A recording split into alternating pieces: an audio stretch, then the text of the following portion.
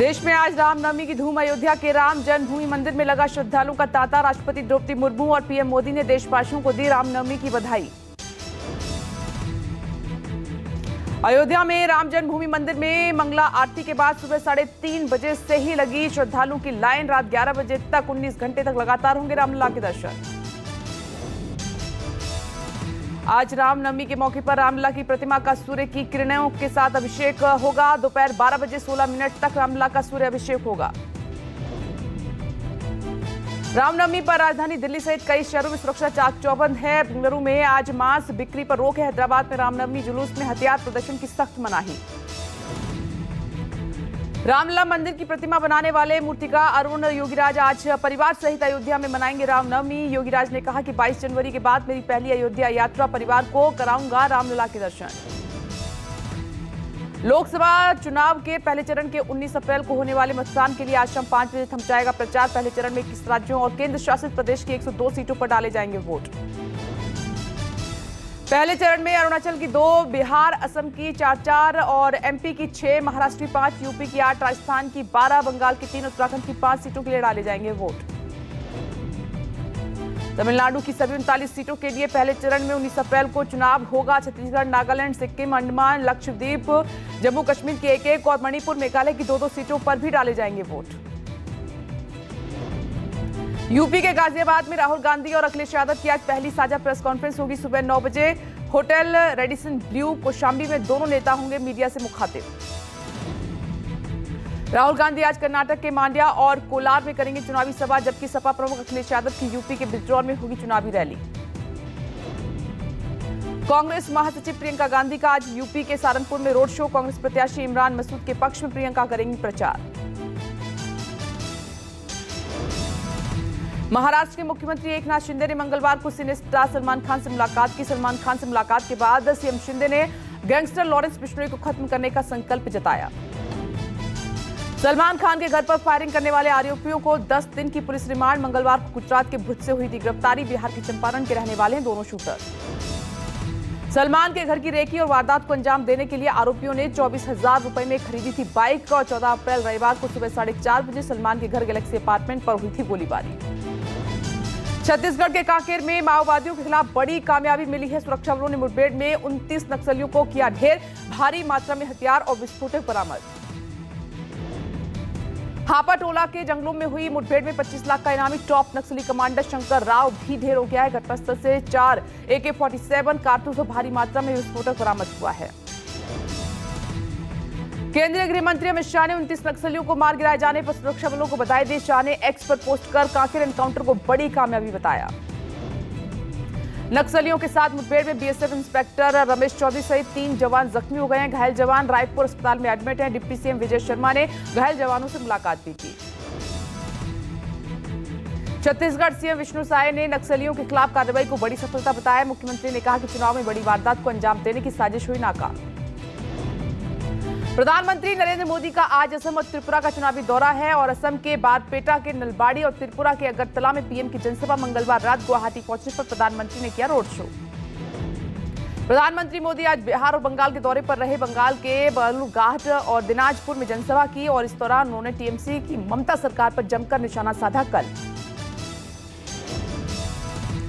बालूरघाट से पीएम ने ममता सरकार पर हमला करते हुए कहा कि टीएमसी सरकार ने रामनवमी को रोकने की कोशिश की है। तृणमूल घुसपैठियों को सुरक्षा देती है लेकिन सीएए कानून का विरोध करती है।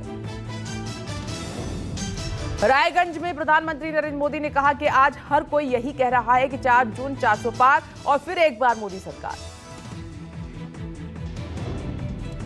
पीएम के बयान पर मुख्यमंत्री ममता बनर्जी ने कहा कि बंगाल में बीजेपी कभी नहीं आएगी। सिलीगुड़ी में एक जनसभा को संबोधित करते हुए ममता ने एनआरसी, यूसीसी पर बीजेपी को घेरा। बिहार के गया और पूर्णिया में पीएम मोदी की रैली। गया की चुनावी सभा में पीएम मोदी ने भरी हुंकार विपक्ष पर किया जमकर वार। तेजस्वी ने लिखा कि जब कोई नेता विपक्ष में होता है, जब वो आपकी नजर में महाभ्रष्ट होता है, लेकिन आपकी पार्टी में आते ही वो ईमानदारी का पर्याय राजा हरिश्चंद्र कैसे बन जाता है।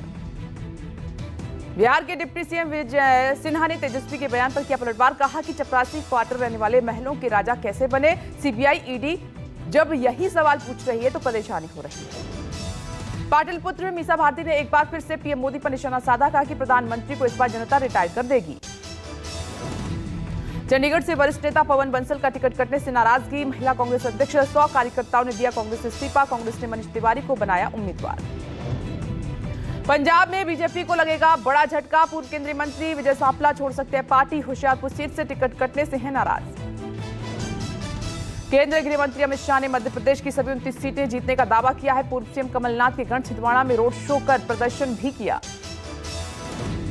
उत्तर प्रदेश के मुख्यमंत्री योगी आदित्यनाथ ने मंगलवार को सहारनपुर में रोड शो किया, बीजेपी प्रत्याशी लखनपाल शर्मा के पक्ष में सीएम योगी ने रोड शो के बाद जनसभा को संबोधित किया।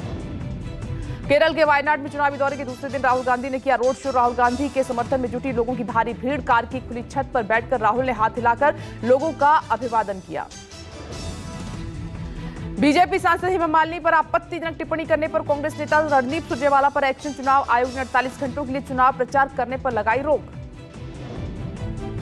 बीजेपी ने 7 उम्मीदवारों की लिस्ट जारी की, देवरिया से शशांक मणि त्रिपाठी, फिरोजाबाद से ठाकुर विश्वदीप सिंह को टिकट दिया है। महाराष्ट्र सतारा से उदयन राज भोसले को टिकट दिया गया है। अपनी नई लिस्ट में भी बीजेपी ने कैसरगंज से अभी पत्ता नहीं खोला है। ब्रजभूषण की सीट को लेकर सस्पेंस लगातार बना हुआ है। लोकसभा चुनाव के लिए बीएसपी ने यूपी के लिए 11 और उम्मीदवारों के नामों की घोषणा कर दी है। मैनपुरी से बसपा ने अपना प्रत्याशी बदल दिया है।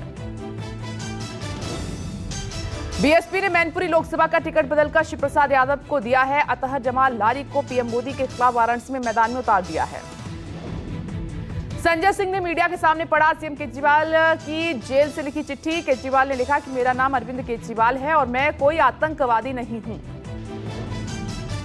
मध्य प्रदेश के गुना से बीजेपी प्रत्याशी ज्योतिरादित्य सिंधिया ने दाखिल किया पर्चा। राजगढ़ से कांग्रेस उम्मीदवार दिग्विजय सिंह ने भी मंगलवार को किया नामांकन।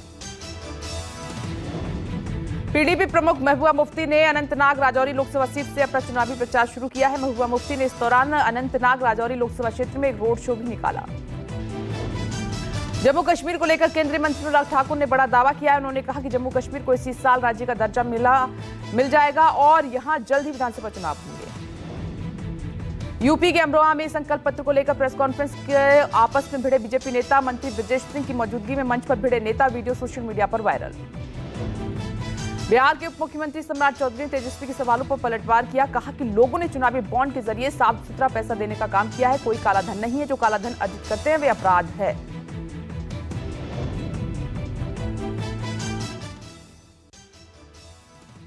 कोई ब्लैक मनी नहीं है, जो ब्लैक मनी अर्जित करते हैं वो अपराध है। देश के प्रधानमंत्री देश को एमपी कांग्रेस अध्यक्ष जितेंद्र पटवारी ने बीजेपी को घेरा, कहा कि देश में भाजपा ने जिनको टेंडर ठेके दिए 80% चंदा उन्हीं से लिया है। ये काला धन नहीं है तो और क्या है, ये रिश्वत नहीं तो और क्या है। पीएम का काला धन से निपटने का 2 तरह का व्यवहार है, देश ये देख रहा है, समझ रहा है। जिनको आपने टेंडर दिए, जिनको आपने ठेके दिए, उनसे सबसे चंदा ले लिया। बीजेपी ने 80% चंदा उन्हीं से लिया, तो फिर ये रिश्वत नहीं है तो क्या है, ये काला धन नहीं है तो क्या है। तो प्रधानमंत्री का 2 तरह का काला धन से निपटने का व्यवहार है और देश देख रहा है, समझ रहा है। यूपी के जौनपुर में बाहुबली पूर्व सांसद धनंजय सिंह के करीबी की हत्या। सिकरारा गांव रीठी गांव में धनंजय सिंह के पूर्व गनर अनीश खान की गोली मारकर हत्या। झारखंड जमीन घोटाले में एक्शन में ईडी की टीम अंतु तिर्की और केएल सहाय के ठिकानों पर ईडी की रेड, 4 जगहों पर मारे छापे। उत्तराखंड के हल्द्वानी में आरटीओ ऑफिस के पास सड़क पर खड़ी बस में लगी आग और बस में आग लगने से मची अफरा तफरी। 1 महीने से खड़ी बस पहले रुद्रपुर सिडकुल के कर्मचारियों को लाने ले जाने में इस्तेमाल होती थी। और ओडिशा के भुवनेश्वर में मंगलवार से भगवान लिंगराज की 5 दिवसीय रुकना रथ यात्रा शुरू। रथ यात्रा में शामिल होने के लिए बड़ी संख्या में श्रद्धालु जुटे। विदेश मंत्री और बीजेपी नेता एस जयशंकर ने कहा कि देश को आने वाले सालों में मजबूत, अनुभवी और वैश्विक समझ वाले नेता की जरूरत है।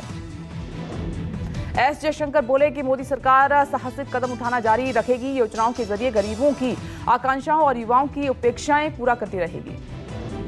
एस जयशंकर ने कहा कि पीएम के मजबूत नेतृत्व के कारण देश के आंतरिक मुद्दों से जुड़े कड़े फैसले लिए जा रहे हैं। ऑपरेशन गंगा के जरिए रूस यूक्रेन युद्ध ग्रस्त क्षेत्र से 20,000 भारतीयों को निकाला गया। जम्मू कश्मीर के श्रीनगर में बड़ा हादसा हुआ। झेलम नदी में यात्रियों से भरी नाव पलट गई। नाव में 10 से 12 स्कूली बच्चे सवार थे, 4 की इसमें मौत हो गई। बोट पलटने से स्कूली बच्चों समेत कई डूबे हैं। 4 के शव मिले हैं। 3 बच्चे हॉस्पिटल में एडमिट हैं। श्रीनगर के SMDS अस्पताल में चल रहा है इलाज। बच्चों को ले जा रही नाव पलटने से हुआ ही हादसा। श्रीनगर के बटवारा के नजदीक झेलम नदी में ये नाव डूब गई और नाव में 10 से 12 स्कूली बच्चे उस वक्त सवार थे।